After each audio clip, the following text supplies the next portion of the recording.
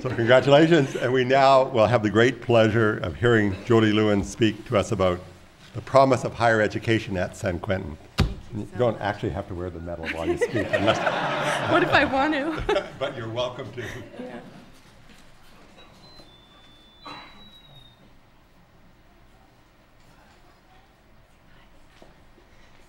Thank you so much, everybody. I'm incredibly nervous, so bear with me.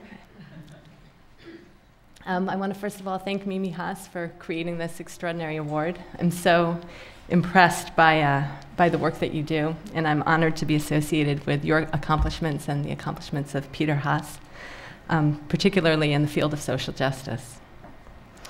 Okay. I'd like to first of all welcome everybody who's here. Above all, Hannah and Eden and Karina, my nieces and nephew. I also want to welcome the rest of my family, all the extraordinary volunteer teachers, past and present, from the college program at San Quentin, so many of whom are here today. Administrators and correctional officers from San Quentin, without whose help this program would not run for a single day. And a multitude of friends and supporters of the program who have provided professional assistance, funding, advocacy, and support of every imaginable kind.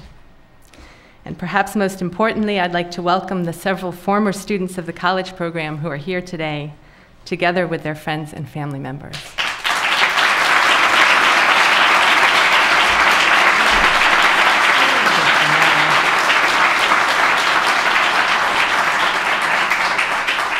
What I love is that because no one's wearing a uniform, no one knows who anybody is.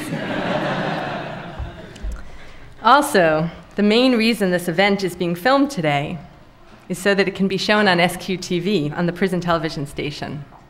Therefore, I'd also like to greet the current students of the college program at San Quentin, as well as the mainline population and all of the over 600 men on death row. I'm thinking of all of you right now. Thinking as I have for many weeks about what to talk about here today, I found myself thinking along two different paths simultaneously. Part of me wanted to spend the whole time telling you about the extraordinary accomplishments of the students and teachers who truly make this program run, and about the countless others who have brought this program as far as it has come. The other part of me wanted to spend this time telling you about how extremely dire and dangerous the whole situation inside the California prison system has become, and to talk about how urgently we need not just to reform, but to transform our entire criminal justice system. I'll just give you a couple of quick facts. In 1985, California's prison population was 50,000. Today, it's over 170,000. In 1985, the CDC budget was $925 million. Its proposed budget for 07-08 is over $10 billion. Just as a point of reference, the proposed budget for higher education in California is about $15 billion. So they're catching up with you. However, instead, I've decided to focus on the issue that I believe holds the greatest potential for allowing us to truly address this dire situation. Specifically, in a fairly roundabout way, I'm going to argue here that the most pressing task facing us right now is that of crafting a political culture that is radically different than the one we currently live by. We urgently need to begin calling into question not simply the traditional political categories and terms upon which we ordinarily rely, but the overall pattern of mutual demonization which traditionally governs the ways in which we as groups interact. So in other words, imagining each other as monsters, right? Most broadly and academically, and this is the most graduate student I'll sound the whole time, I want to argue against what we might call the rhetorical and imaginary militarization of politics in our society.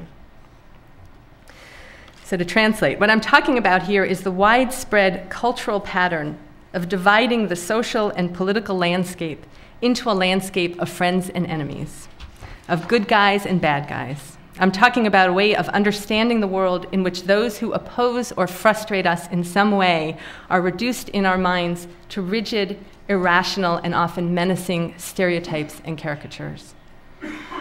For me, one of the best cures for this type of thinking has been being placed in the role of advocate for a college program inside a state prison.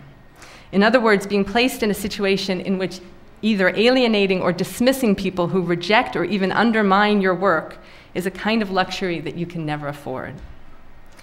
This situation has forced me to at least try to understand a range of attitudes and actions which I, in other contexts, in other earlier and maybe more hypothetical and more academic lives, would surely have given up on and walked away from quickly and in anger.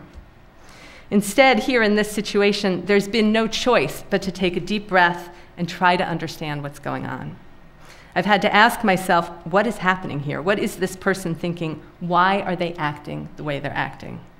In a situation in which you have no control and very little leverage, you have no alternative but to find a way to work it out.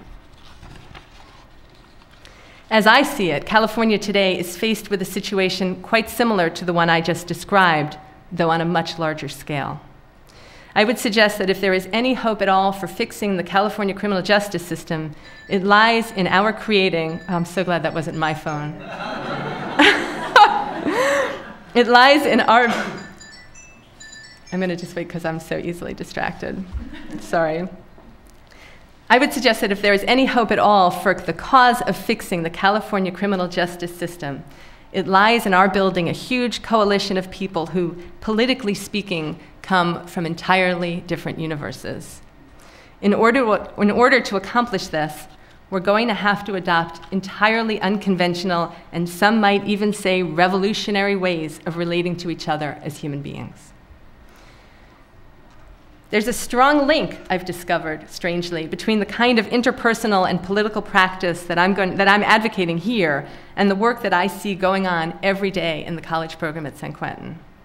For reasons I don't fully understand, something about the process of bringing higher education into a prison tends to bring about a profound perceptual and relational change in its participants. I'm going to try to explain this, so wish me luck.